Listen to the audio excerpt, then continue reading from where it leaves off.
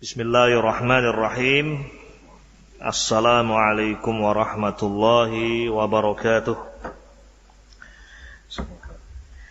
Innal hamdalillah nahmaduhu wa nasta'inuhu wa nastaghfiruh wa na'udzu billahi min shururi anfusina wa min sayyiati a'malina may yahdihillahu fala mudhillalah ومن يضلل فلا هادي له أشهد أن لا إله إلا الله وحده لا شريك له وأشهد أن محمدا عبده ورسوله يا أيها الذين آمنوا اتقوا الله حق تقاته ولا تموتن إلا وأنتم مسلمون يا أيها الناس اتقوا ربكم الذي خلقكم من نفس واحدة وخلق منها زوجها وبث منهما رجالا كثيرا ونساء واتقوا الله الذي تساءلون به والأرحام إن الله كان عليكم رقيبا يا أيها الذين آمنوا اتقوا الله وقولوا قولا سديدا يصلح لكم أعمالكم ويغفر لكم ذنوبكم ومن يطع الله ورسوله فقد فاز فوزا عظيما أما بعد فإن أصدق الحديث كتاب الله تعالى وخير الهدي هدي محمد صلى الله عليه وسلم وشر الأمور محدثاتها فإن كل محدثة بدعة وكل بدعة ضلالة وكل ضلالة في النار. Kaum muslimin dan muslimat, ayyuhal mustami'un wal mustami'at, rahimani wa rahimakumullah. Pada kesempatan yang mulia ini, dengan memohon pertolongan kepada Allah Jalla wa'ala, insyaallah ta'ala kita akan membahas sebuah permasalahan yang muhim, yang sangat penting, terkait dengan pokok dakwah ilallah atau asas dan pondasi dakwah ilallah. Ketahuilah ma'asyiral muslimin rahiman rahimakumullah, bahwasanya ad-da'watu ilallah, dakwah mengajak manusia kepada agama yang mulia ini adalah perkara yang agung. Al-Quranul Karim dan sunnah Nabi alaihi salatu wassalam menunjukkan bahwasanya ad-da'watu ilallah adalah perkara yang wajib. Ini terkait dengan hukum ad-da'wah ilallah. Berkata Syekh Abdul Aziz Ibnu Baz rahimahullah dalam risalah beliau Ad-Da'watu ilallah wa Akhlaqud Du'at, beliau mengatakan amma hukmuha, adapun hukum dari dakwah itu, faqad dallatil adillatu minal kitabi was sunnati ala wujubid da'wati ilallahi azza wa jalla. Dalil-dalil dari Al-Quranul Karim dan sunnah Nabi alaihi salatu wassalam menunjukkan wajibnya dakwah ilallah, wa annaha minal fara'id, dan dakwah itu termasuk dari perkara-perkara fara'id, furud. Naam. Wal adillatu fi dzalika katsirah, dan dalil wajibnya dakwah itu sangat banyak. Kemudian Syekh menyebutkan adillah, dalil Kita bacakan sebagiannya. Di antaranya firman Allah Jalla wa Ala di dalam surah Ali Imran ayat 104. Allah mengatakan, "Wal takum minkum ummatun yad'una ilal khair wa ya'muruna bil ma'ruf wa yanhauna 'anil munkar wa ulaika humul muflihun."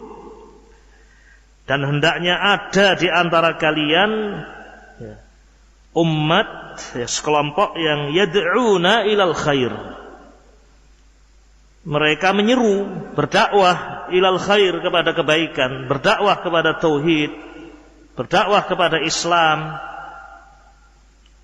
Wa ya'muruna bil ma'ruf, dan memerintahkan perkara-perkara yang ma'ruf, wa yanhauna 'anil munkar, dan melarang kemungkaran. Wa ulaika, dan mereka itulah humul muflihun, orang-orang yang beruntung. Di dalam ayat yang lain Allah juga berfirman di dalam suratun Nahl ayat yang ke-125. Allah berfirman, "Ud'u ila sabili rabbika bil hikmah wal mau'izatil hasanah wajadilhum billati hiya ahsan." Serulah, ajaklah, berdakwahlah kepada manusia, ajaklah mereka ila sabili rabbik, kepada jalan Rabbmu, yaitu hadat din, yaitu agama ini. Seru mereka untuk mentauhidkan Allah, beribadah hanya kepada Allah, dan meninggalkan asyirk billah azza wa jal. Ini jalannya Allah.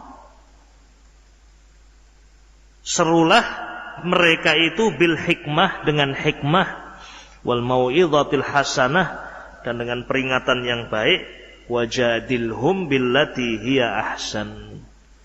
Dan jika perlu untuk mereka untuk berjidal, diperbolehkan dengan jidal billati hiya ahsan, yang baik. Ini diantara dalil yang menunjukkan wajibnya mada ad-da'watu ilallah. Ma'asyiral muslimin rahimani wa rahimakumullah. Perkara lain yang juga penting untuk diketahui, bahwasanya ad-da'watu ilallah adalah ibadah. Minal ibadat, di antara jenis-jenis ibadah. Naam, seperti ibadah yang lain, as-shalah, waz-zakah, was-siyam, wal-hajj. Naam, wal-jihad. Da'watu ilallah adalah ibadah, minal ibadat. Dan itu termasuk faraid, tadi telah kita sebutkan. Dan perkara yang paling Allah cintai, yang dengannya seorang hamba mendekatkan diri kepada Allah, adalah mendekatkan diri kepada Allah dengan melakukan perkara-perkara yang wajib, yang faraid. Sebagaimana disebutkan dalam hadis wali. Nah, di mana Allah berfirman dalam hadis tersebut yang maknanya, dan tidaklah ada suatu amalan yang lebih aku cintai untuk dilakukan hambaku, untuk mendekatkan diri kepadaku, lebih daripada amalan faraid yang aku wajibkan atas mereka. Jadi dakwah itu adalah ibadah. Dan itulah pekerjaan para nabi dan rasul. Para nabi, para rasul, ini pekerjaannya. Dan ini adalah seafdol pekerjaan. Sesuatu yang dengannya seorang menghambakan diri kepada Allah. At-taqarrub ilallah bid-da'wati ilaih.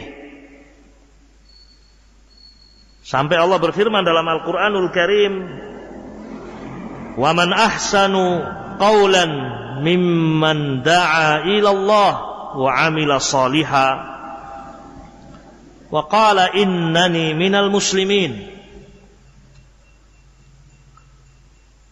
Dan siapakah yang lebih baik ucapannya dari orang yang mengajak manusia kepada Allah? Yani tidak ada yang lebih baik. Artinya apa yang dilakukan oleh para nabi, para rasul, ya, mereka mengajak manusia untuk beriman kepada Allah, beriman kepada malaikat, beriman kepada kitab-kitab Allah, beriman kepada rasul-rasulnya, beriman kepada hari akhir, beriman kepada takdir, mengajak manusia untuk mengucapkan kalimat la ilaha illallah dengan lisan, meyakini dengan hati, dan dibuktikan dengan amalan perbuatan, meninggalkan semua peribadatan kepada selain Allah dan memurnikan ibadah hanya untuk Allah. Tidak ada yang lebih baik ucapannya daripada orang yang mengajak manusia untuk itu. Maka ketahuilah dan yakinilah bahwasanya memang dakwatu ilallah adalah amalan yang besar, pekerjaan yang agung. Naam. Ini muqaddimah yang ingin kita sampaikan di awal pembahasan kita. Ma'asyiral muslimin rahiman wa rahimakumullah.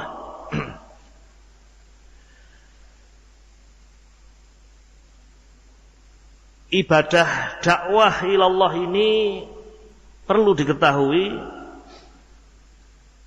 dibangun di atas usul wa al-usus wal qawaid, dibangun di atas pondasi-pondasi sebagaimana ditunjukkan dalam Alkitab was Sunnah. Ibarat sebuah rumah itu dibangun di atas pondasi. Kalau pondasinya itu pondasi yang rapuh, pondasi yang lemah, tidak mampu menopang beban yang berat di atasnya, maka bangunan itu akan rusak atau bahkan roboh. Karena tidak dibangun di atas asas, tidak dibangun di atas qawaid yang qawiyah, yang kuat. Ini harus dimengerti ma'asyiral muslimin rahiman wa rahimakumullah. Sebagaimana bangunan seperti itu, dakwah juga demikian. Kalau dakwah itu dibangun di atas asas, dibangun di atas pondasi yang kuat, maka dakwah itu ya akan memberikan buah dan hasil yang diharapkan. Namun sebaliknya, jika dakwah itu tidak dibangun di atas asas yang benar, dakwah yang seperti itu tidak membangun, namun justru yukharrib, menghancurkan. Naam. Ini harus difahami oleh kaum muslimin, oleh kita semuanya. Walhamdulillah ma'asyiral muslimin rahiman rahimakumullah. Seandainya ada yang bertanya, dari mana kita tahu pondasi-pondasi atau qawaid dakwah itu? Jawabannya, alhamdulillah, Allah telah menurunkan Al-Quran dan telah mengutus Nabi-Nya Muhammad sallallahu alaihi wasallam yang telah berdakwah 23 tahun sepanjang hidup beliau. Dan beliau adalah orang yang terbaik di dalam melakukan ibadah ini, ad-da'watu ilallah. Dan dakwah beliau adalah dakwah yang dibangun di atas asas yang Allah ridhoi, di atas asas yang kuat, sehingga dakwah beliau ini membuahkan hasil, dan hasil itu dirasakan ila yaumil qiyamah, sampai hari kiamat. Tidak ada dakwah yang lebih berkah daripada dakwahnya Nabi alaihi salatu wassalam. Yang kemudian dakwah beliau dilanjutkan oleh ashabuhul kiram, para sahabatnya yang mulia. Hum khairu annas, yang mereka adalah sebaik-baik manusia, sebagaimana disebutkan dalam hadis, khairun nasi qarni, sebaik-baik manusia adalah generasiku. Ini para sahabat. Naam.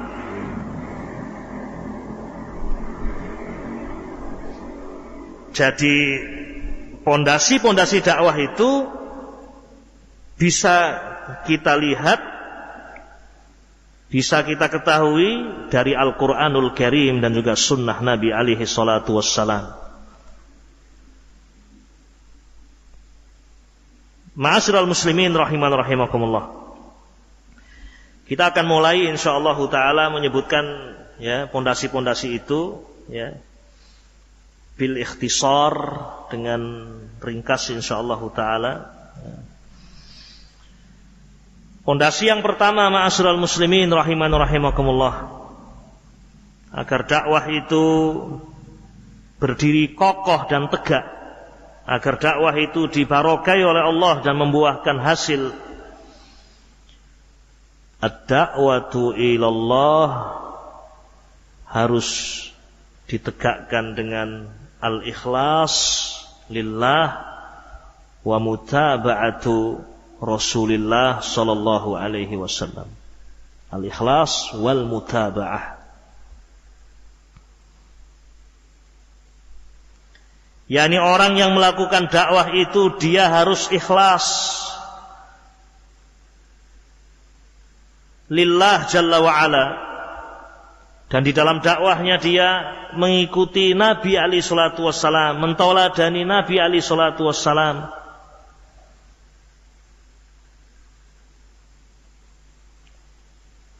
Keikhlasan adalah syarat yang harus untuk diterimanya amalan, untuk diterimanya ibadah. Demikian pula mutaba'atur Rasul, mengikuti Rasul alaihi salatu wassalam.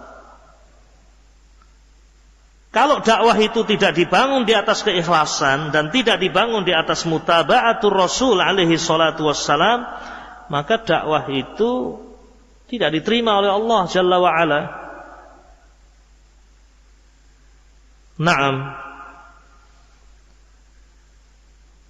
Allah Jalla wa'ala berfirman dalam Al-Quranul Karim, wa ma umiru illa liya'budullaha mukhlishina lahuddin, dan tidaklah mereka diperintahkan kecuali untuk mereka beribadah kepada Allah mukhlishina lahuddin, dengan mengikhlaskan agama ini untuk Allah.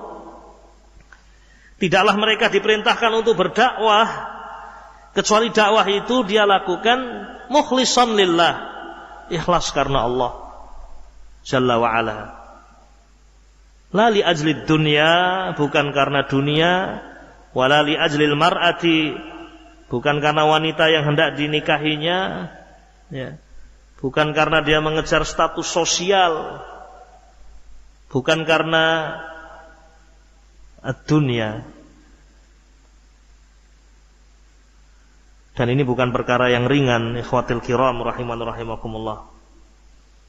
Maka wajib bagi kita untuk banyak memohon pertolongan kepada Allah Jalla wa ala agar memudahkan kita ikhlas di dalam berdakwah ilallah.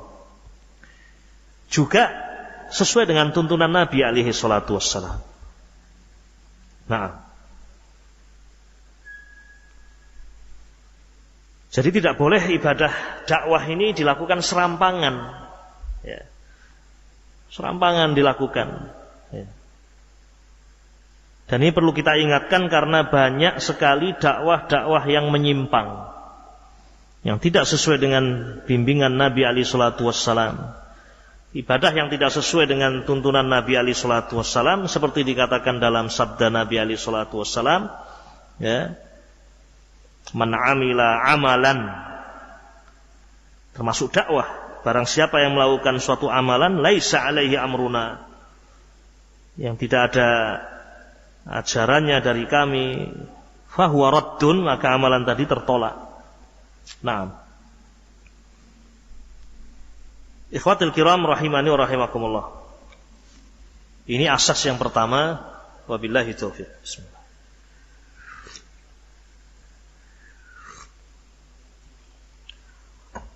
Pondasi yang kedua, ma'asyiral muslimin rahimani wa rahimakumullah. Dakwah itu harus dibangun di atas at-tauhid. Yani dakwah yang Allah berkahi adalah dakwah yang mementingkan tauhidullah jalla wa ala.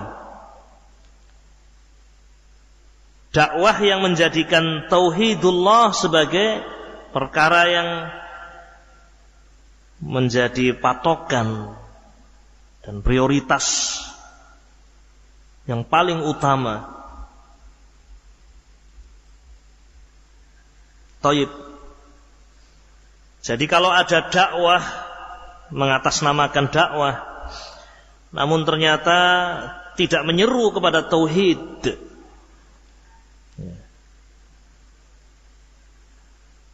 justru yang dia seru adalah selain itu. Yang penting memperbanyak orang, memperbanyak suara, seperti dakwahnya Ikhwanul Muslimin.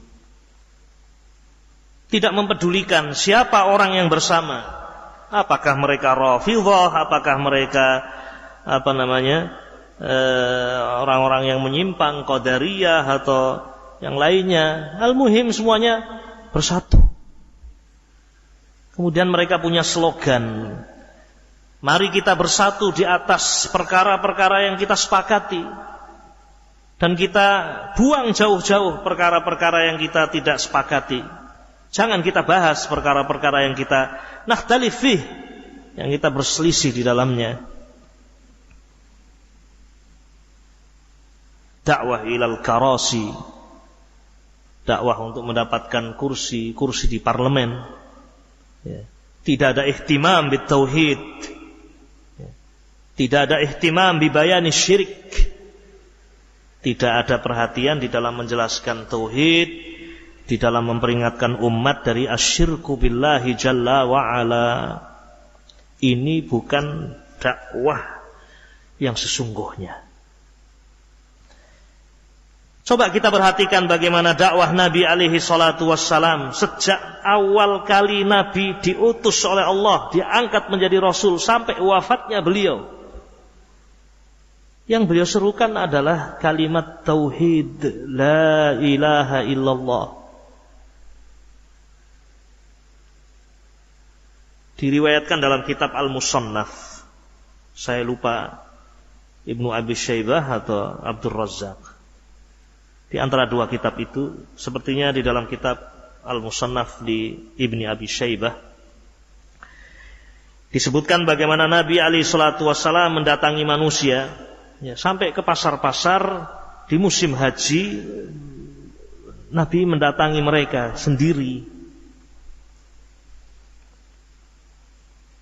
Beliau mengatakan dengan lantang kepada manusia, ya ayyuhan nas, qulu la ilaha illallah tuflihu. Wahai manusia, ucapkan kalimat la ilaha illallah tuflihu. Ucapkan kalimat la ilaha illallah, tidak ada ilah, tidak ada sesembahan yang berhak untuk diibadai illallah kecuali Allah. Tuflihu, niscaya kalian akan beruntung. Orang-orang Arab faham apa maksud kalimat ini. Maksud kalimat la ilaha illallah adalah wajib meyakini bahwasanya satu-satunya ilah hanya Allah.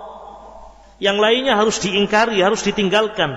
Latta, Uzza, Hubal, Manat, Wad dan Suwa', Yaghuth, Ya'uq, Nasr, dan yang semisalnya dari alihah, sesembahan-sesembahan min dunillah selain Allah. Kemudian memurnikan ibadah hanya untuk Allah. min sholatin wa dzabhin, dari ibadah salat, menyembelih atau yang lain dari ibadah. Ketika Nabi mengajak manusia untuk mengucapkan kalimat la ilaha illallah, sebagaimana disebutkan dalam riwayat tadi, dari belakang ada orang yang membawa batu-batu atau kerikil sambil melempari dan mengatakan, ya, hadza kadzdzab, jangan ikuti orang ini, pendusta. Ya, manusia pun terheran melihat pemandangan ini. Fayatasaalun, mereka pun saling bertanya, ini siapa yang di depan, siapa yang di belakang? Ternyata yang di belakang adalah Abu Lahab, paman Nabi sendiri. Wabillahi taufiq. Dan seterusnya sampai wafatnya Nabi alaihi salatu wassalam, itu yang didakwahkan. Ikhwatil kiram rahimani wa rahimakumullah. Kisah kematian Abu Thalib itu juga dalil bahwasanya dakwah Nabi alaihi salatu wassalam adalah dakwah ila tauhid.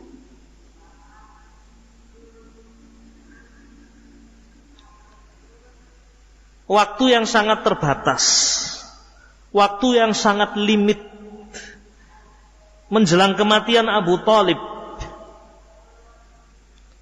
Nabi alaihi salatu wasallam tidak mengajak Abu Thalib untuk sholat, tidak mengajak Abu Thalib untuk yang lain. Tetapi Nabi alaihi salatu wasallam mengajak Abu Thalib kepada satu perkara dan menjamin dia akan mendapatkan kebaikan. Beliau berkata kepada Abu Thalib, ya ammi, qul la ilaha illallah kalimatan uhaju laka biha indallah. Wahai pamanku, ucapkan kalimat la ilaha illallah, kalimat yang dengan kalimat itu aku akan membela engkau di hadapan Allah Jalla wa'ala. Naam. Ma'asyiral muslimin rahiman rahimakumullah. Dan contoh-contoh yang lain banyak, ya. Adapun dalil yang menunjukkan hal tersebut di dalam Al-Qur'anul Karim, di antaranya firman Allah Subhanahu wa taala, "Wa laqad ba'atsna fi kulli ummatir rasulan an i'budullaha wajtanibut taghut." Dan sungguh kami, Allah Subhanahu wa taala, telah mengutus pada masing-masing umat rasul. Semuanya menyeru dengan seruan yang sama, ani'budullaha, beribadahlah kalian hanya kepada Allah, wajtanibut taghut, dan tinggalkanlah taghut, ya, sesembahan-sesembahan selain Allah Jalla wa ala. Ini ma'asyiral muslimin rahimani wa rahimakumullah, asas yang pertama. Jadi dakwah itu, asas yang kedua setelah al-ikhlas wal mutaba'ah. Dakwah itu adalah dakwah yang hak ketika dakwah itu dibangun di atas tauhidullah. Naam.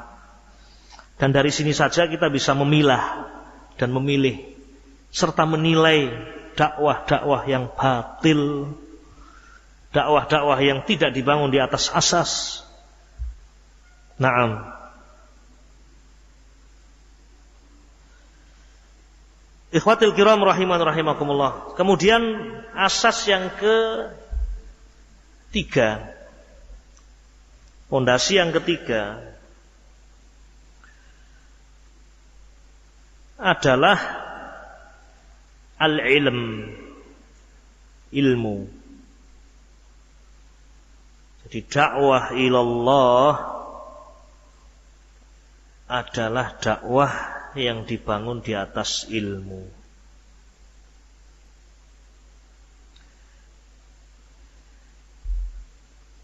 Ikhwatil kiram rahimani rahimakumullah. Dalil dari asas ini adalah firman Allah Subhanahu wa taala di dalam Al-Qur'anul Karim, Qul hadhihi sabili ad'u ila Allah ala basiratin. Qul hadhihi sabili ad'u ila Allah ala basiratin ana wa man ittaba'ani wa subhanallah wa ma ana minal musyrikin. Qul, katakanlah, inilah jalanku, ad'u ila Allah, aku menyeru manusia kepada Allah, ala basiratin, di atas basirah, di atas ilmu. Maka dari ayat ini, ma'asyiral muslimin rahimani rahimakumullah, dakwah yang dilakukan oleh Nabi alaihi salatu wassalam adalah dakwah di atas ilmu. Dan itu pula yang dilakukan oleh pengikut beliau, ana wa man ittaba'ani. Itulah dakwah para sahabat Nabi ridwanullah alaihim ajma'in, dakwahnya para tabi'in wa tabi'ut tabi'in, dan orang-orang yang mengikuti beliau dengan ihsan. Dakwah yang dibangun di atas ilmu, di atas Alkitab was sunnah.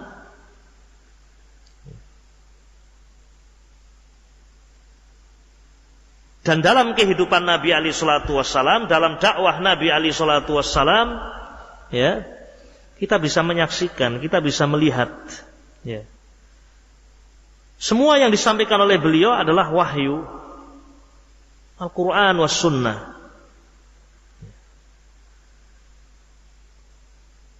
Ketika ada suatu permasalahan ditanyakan kepada Nabi dan Nabi belum memiliki jawabannya, belum ada wahyu, beliau tidak menjawab.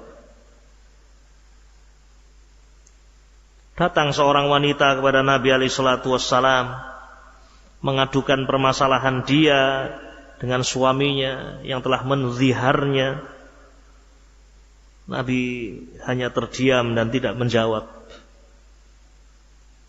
Maka wanita ini pun, sahabiyah yang bernama Haulah, meninggalkan Nabi, yakni dalam keadaan belum mendapatkan jawaban, kemudian mengadukan urusannya kepada Allah.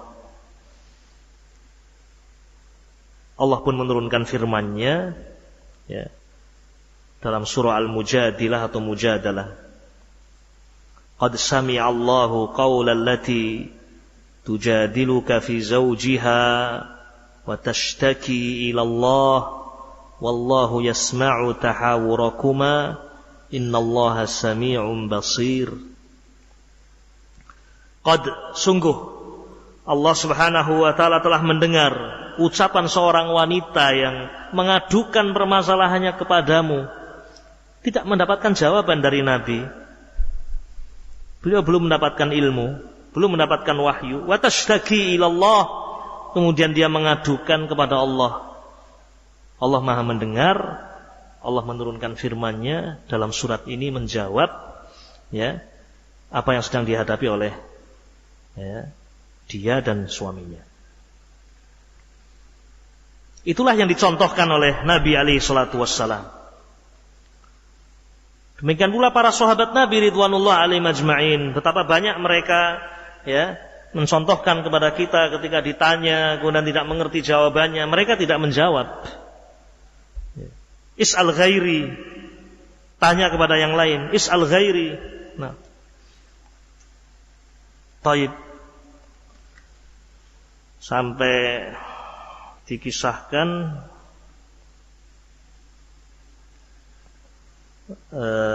ada seorang di antara salaf, ya, ditanya kemudian mengatakan tidak tahu. Ada yang mengingatkan, apa kamu tidak malu, tidak bisa menjawab? Kata dia, bagaimana saya harus menjawab? Nah, ya. Kalau memang tidak tahu, saya katakan tidak tahu. Malaikat saja tidak malu untuk mengatakan tidak tahu. Ketika ditanya oleh Allah Subhanahu wa taala untuk menyebutkan nama-nama, tidak tahu malaikat, tidak punya ilmu. Mereka mengatakan qalu subhanaka la ilma lana illa ma 'allamtana.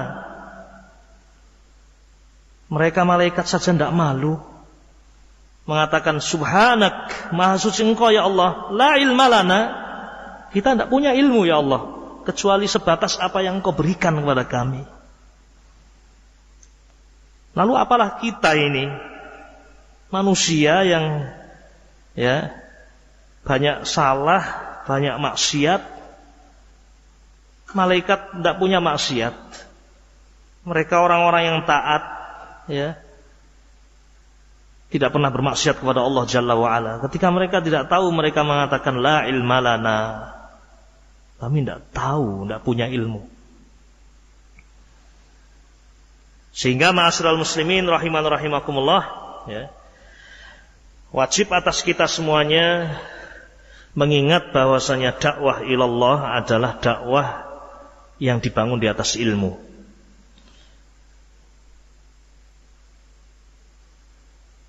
Adapun ketika ada dakwah yang tidak dibangun di atas ilmu, yang disampaikan khurafat, yang disampaikan al-bid'ah wal muhdatsat, tidak ada dalil, tidak ada bukti. Naam, yang ada adalah cerita-cerita, dongeng-dongeng. La ayat wala al-hadis, ayat tidak disebut, hadis tidak dibahas. Ini sudah pertanda tidak baik. Pertanda tidak baik.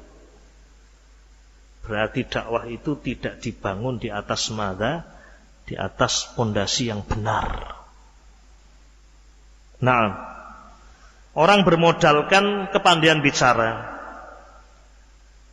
Orang bermodalkan dia menang di dalam sebuah perlombaan, presenter, pinter ngomong, bagus. Wah, ini bagus ini untuk hiburan. Akhirnya menjadi dai. Tidak ngerti di mana dia belajar. Kitab apa saja yang telah dia pelajari, ayat Al-Quran apa yang telah dia pelajari tafsirnya.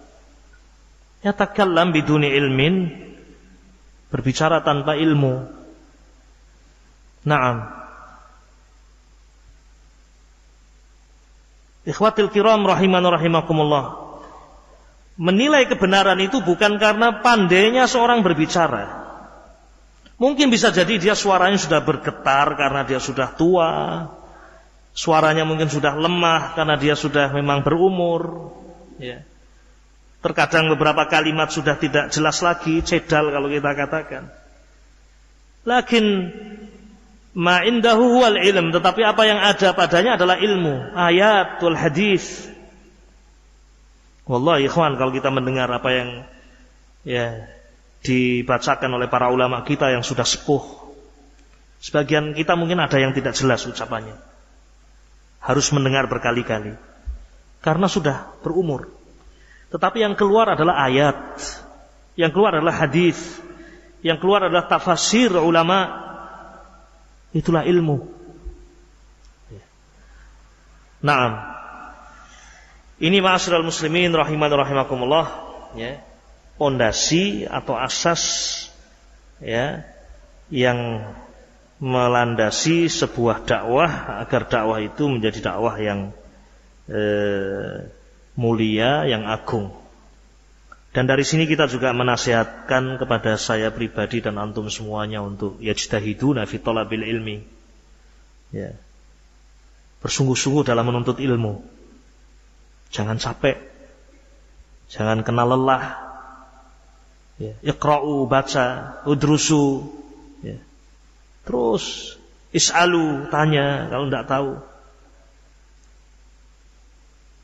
Terus bertanya, terus berupaya, membaca, mencatat, mendengarkan kalam ulama, asyrithah mereka, Alhamdulillah, kaset-kaset mereka mudah untuk kita dapatkan. Syekh Abdul Aziz bin Baz rahimahullah, Syekh Ibnu Utsaimin rahmatullah alaih, Syekh Al-Albani rahimahullah, Syekh Muqbil bin Hadi, Syekh Rabi, dan yang lain dari para ulama kita. Naam. Di dalam kata pepatah, ya, kullu ina'in bima fihi yandahu.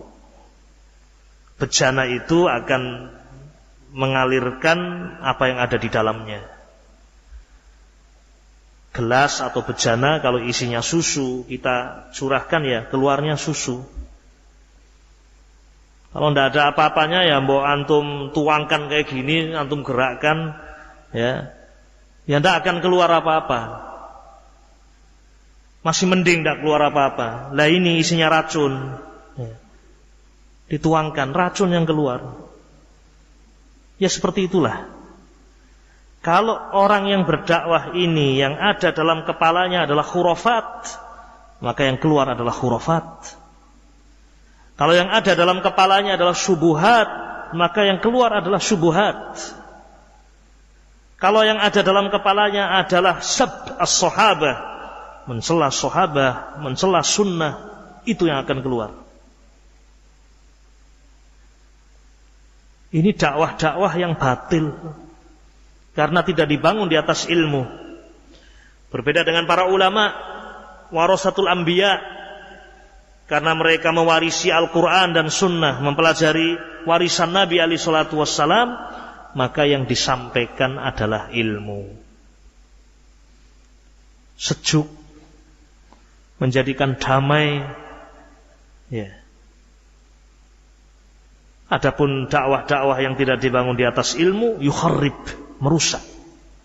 Keluar fatwa-fatwa yang batil, memberontak penguasa, menumpahkan darah kaum muslimin. Fatwa batilah, fatwa-fatwa batil, karena tidak dibangun di atas apa? Ilmu Alkitab was sunnah. Kemudian ikhwatil kiram rahimani wa rahimakumullah. Di antara perkara penting juga yang ini merupakan pondasi, ya, atau perkara yang dicontohkan oleh Nabi alaihi salatu wassalam, ya. Naam, dakwah itu, ya, harus dibangun di atas al-hikmah. Hikmah.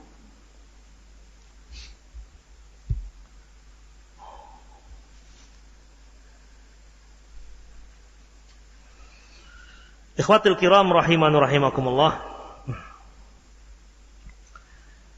Al-hikmah, ya,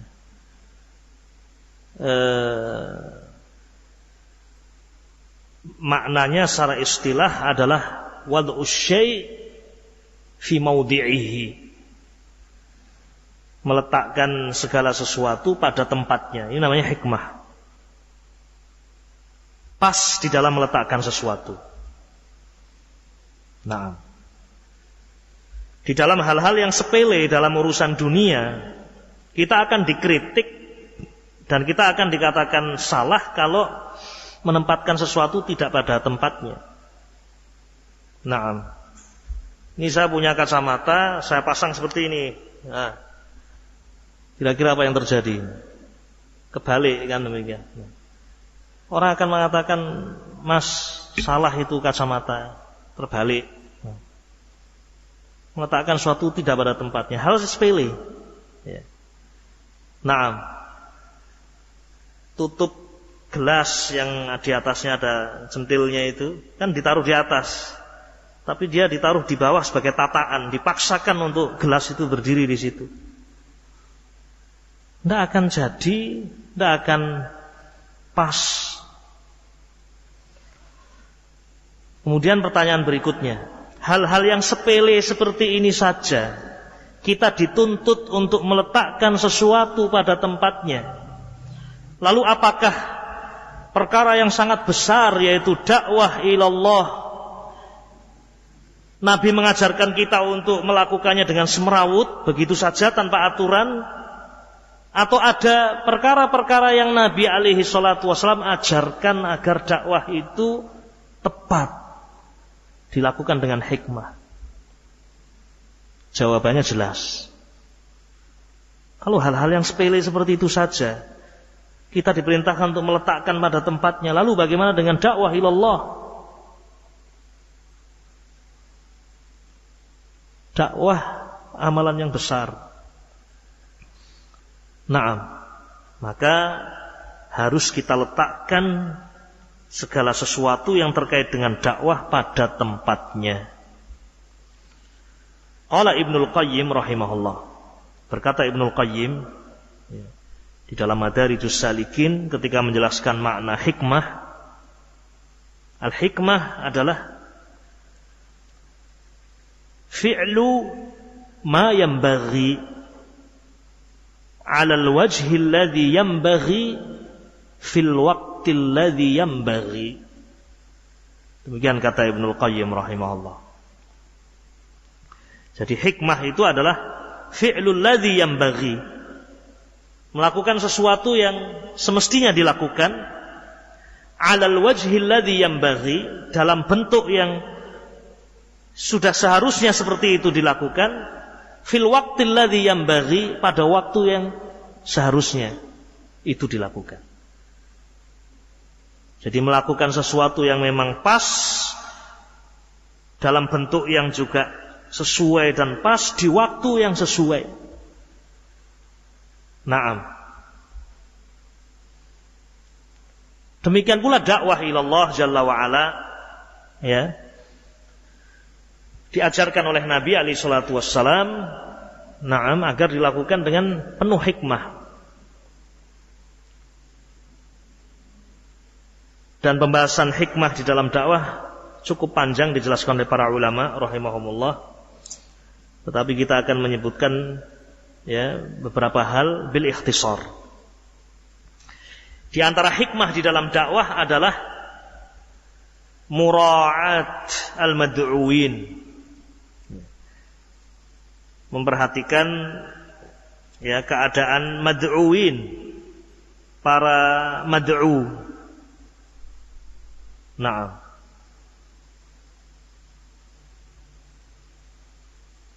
artinya kita memposisikan mad'uwin sesuai dengan posisi mereka. Orang yang didakwai tidak sama keadaannya, beragam. Ada yang fakir, ada yang miskin, ada yang ghani, ada yang kaya. Ada mad'uwin yang memiliki tabiat pembawaan keras, kaku, ya, modelnya kayak gitu, pemarah. Ada orang yang memang subhanallah pembawaannya kalem, enak diajak bicara, ya, mudah, supel. Ada yang seperti itu. Ada orang tua, ada setengah baya, ada anak-anak. Beda. Ada laki-laki, ada wanita. Ada yang mereka memiliki posisi sebagai waliul amr, ada orang-orang biasa. Di antara mereka ada orang-orang yang memiliki hak-hak yang khusus seperti orang tua kita. Ada orang-orang yang biasa yang mungkin tidak ada ta'alluq, tidak ada hubungan apapun dengan kita. Ada orang-orang yang cerdas dalam arti ya mudah untuk memahami, ada yang ya tidak mudah untuk faham. Ada orang yang tinggal di kota Qurawi, ada yang tinggal di pedalaman Badui. Nas katsir, manusia banyak. Wa min rahmatillah alaina, dan di antara rahmat Allah Subhanahu wa taala atas kita, Allah Jalla wa Ala mengutus nabinya Muhammad sallallahu alaihi wasallam, dan beliau berdakwah kepada semua kalangan. Alhamdulillah. Sehingga model apapun manusia Rasul pernah menghadapi. Orang yang bengis, orang yang kasar, orang yang mu'anid, mujadil. Beliau pernah menjumpainya. Orang-orang yang kaya, orang-orang yang miskin, fuqara, masakin, ya, wanita, laki-laki, orang tua, anak-anak. Beliau telah menghadapi mereka semuanya itu dalam dakwah beliau. Maka kewajiban kita ma'asyiral muslimin ketika berdakwah adalah melihat ini. Melihat banyak jenis manusia. Ali bin Abi Thalib radhiyallahu taala anhu, Ali bin Abi Thalib sebagaimana diriwayatkan oleh Al-Imam Al-Bukhari rahimahullah fi sahihih, mengatakan haditsun nas bima ya'rifun aturiduna an yukadzdzaballahu wa rasuluhu. Ali bin Abi Thalib mengatakan haditsun nas, ajaklah bicara manusia bima ya'rifun, sesuai dengan apa yang mereka fahami. Artinya melihat pemahaman manusia berbeda-beda. Ajak manusia sesuai dengan apa yang mereka fahami. Aturidun, apakah kamu ingin an yukadzdzaballahu wa rasuluhu, Allah dan Rasulnya didustakan dengan sebab kamu berbicara dengan sesuatu yang tidak sesuai dengan mereka. Naam. Ini ucapan Ali bin Abi Thalib. Ikhwatil kiram, betapa indahnya dakwah itu kalau kita bicara sesuai dengan kadar manusia. Kita ngobrol dengan bapak tani yang sudah tua, sudah sepuh. Ya mungkin yang kita awali pembicaraan dengan pekerjaan dia barangkali. Ya dia nanam padi, kita ngobrol dulu sesuai dengan akal dia. Kemudian kita masuk. Ya. Nah, baik. Masuk dan yang kita bahas sesuatu yang uquluhum, akal mereka sampai. Dan yang paling penting dalam urusan hidup ini yaitu tauhidullah. Ya. Nah, antum bicara sama orang tua seperti ini urusan politik, urusan negara, urusan ekonomi global.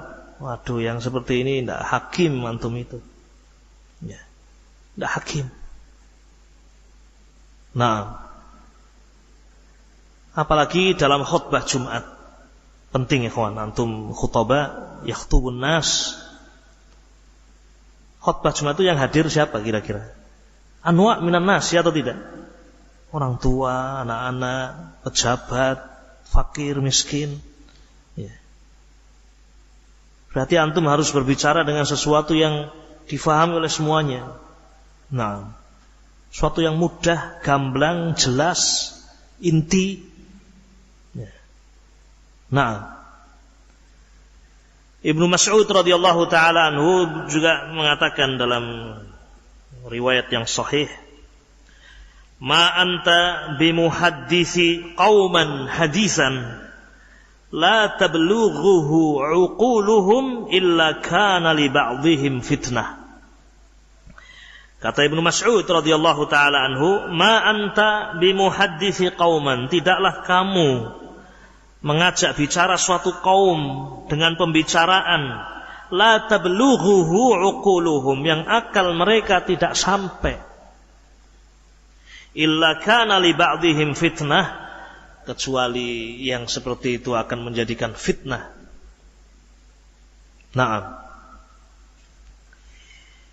Intinya ikhwatil kiram rahiman rahimakumullah, dakwah itu dikatakan hikmah diantaranya jika kita memperhatikan kondisi mad'uwin, orang yang diajak bicara, bagaimana kondisi mereka. Saya sebutkan bil ikhtisar, ru'usul aqlam, barangkali suatu saat kita bisa melanjutkan pembahasan. Hikmah itu juga akan terwujud jika kita memperhatikan awqat, mura'atul waqt, memperhatikan waktu yang tepat, waktu yang sesuai. Juga dakwah itu akan dikatakan hikmah jika kita memperhatikan uslub, metode yang sesuai, mura'atul uslub atau al-asalib, na'am, dakwah. Juga akan dikatakan hikmah yang keempat, mura'at at-tadarruj fi ad-da'wah wa fi isalil ilm, memperhatikan adanya tadarruj. Apa tadarruj, ikhwan?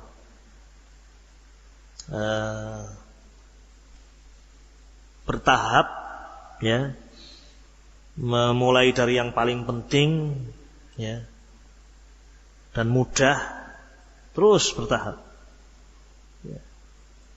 Ya, sama sebagaimana kita mengajari tulabul ilm. Ya. Kalau pertama kali belajar mungkin ya yang ringan-ringan. Ya. Masyayikh kalau menyampaikan ilmu, banyak orang awam, ya, kita bisa melihat bagaimana hikmah mereka. Berbicara sederhana. Dalil-dalil yang disebutkan juga sederhana. Nah, 1 ayat, 2 ayat cukup. Ya. Penjelasannya sederhana namun ringan. Nah, waktu berikutnya ketika yang hadir atau ini bertambah yang mereka sampaikan itu, tadarruj. Nah, dimulai dari yang paling penting, ya, dan yang penting berikutnya. Kemudian dakwah itu juga dikatakan hikmah, ya, yang ke berapa? 5 atau berapa ini? 5, ya. Adalah mura'at al-masalih wal mafasid. Menimbang maslahat dan mafsadah. Nah, menimbang maslahat dan mafsadah.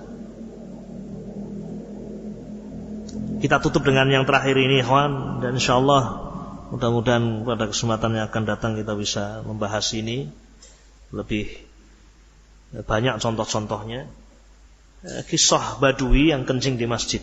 Ada misal, ya, hikmahnya Nabi di dalam dakwah, di mana beliau, ya, memperhatikan masalih wal mafasid. Sebagaimana beliau juga memperhatikan mad'u, siapa orang ini? Ini Badui ini. Ya. Juga melihat maslahat dan mafsadah. Termasuk juga melihat uslub. Nah, uslub beliau ar-rifq wal-lin. Terkadang butuh keras memang. Ya.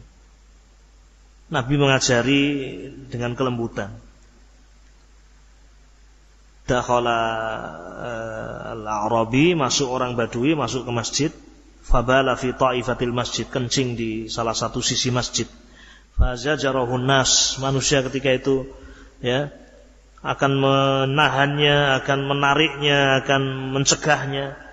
Ya. Tapi Nabi mengatakan, da'uhu la tuzrimuh, biarkan dia, selesaikan, biar dia kencing sampai selesai. Kenapa Nabi membiarkan ini? Mura'atul masalihi wal mafasid, menimbang maslahat dan mafsadah. Nah, ternyata banyak sekali mafasid yang akan diperoleh ketika, ya, orang ini ditarik, dipaksa untuk keluar. Nah, sebagaimana maslahat sangat banyak ketika dia dibiarkan dulu, kemudian baru setelah itu dinasihati. Nah, ini barangkali ikhwatul kiram rahiman rahimakumullah, sedikit mengingatkan bahwasanya dakwah ini pekerjaan yang mulia, amalan yang agung, ya. Ketika amalan itu betul-betul dilakukan sesuai dengan tuntunan Nabi alaihi salatu wassalam. Apa yang disebutkan pada bagian-bagian berikutnya, dakwah harus dengan ilmu, ya. Kemudian ada pertimbangan harus dengan hikmah. Ini semuanya adalah bagian dari mutaba'atur Rasul alaihi salatu wassalam. Nah, maka yang paling inti adalah yang pertama yang kita sebutkan, ya, dakwah itu dibangun di atas asas al-ikhlas lillah wa mutaba'atur Rasul alaihi salatu wassalam. Ini barangkali ikhwatul kiram rahiman rahimakumullah sedikit yang bisa kita sampaikan pada kesempatan malam hari ini. Mudah-mudahan yang sedikit ini berfaedah dan juga bermanfaat dan bisa mengingatkan kita semuanya akan nikmat yang sangat besar yang Allah berikan kepada kita semuanya, ahlus sunnah, ya, salafiyun, karena kita dimudahkan untuk mengenal dakwah ilallah, dakwah yang hak, dakwah yang dibangun di atas tauhid, dakwah yang dibangun di atas al-ilm. Naam, kita diajari oleh guru-guru kita untuk demikian, karena mereka mengambil ya itu semuanya minal kitab wa sunnatir rasul alaihi salatu wassalam. Wallahu ta'ala alam bisawab. Subhanakallahumma wa bihamdika asyhadu an la ilaha illa anta astaghfiruka wa atubu ilaik. Assalamualaikum warahmatullahi wabarakatuh.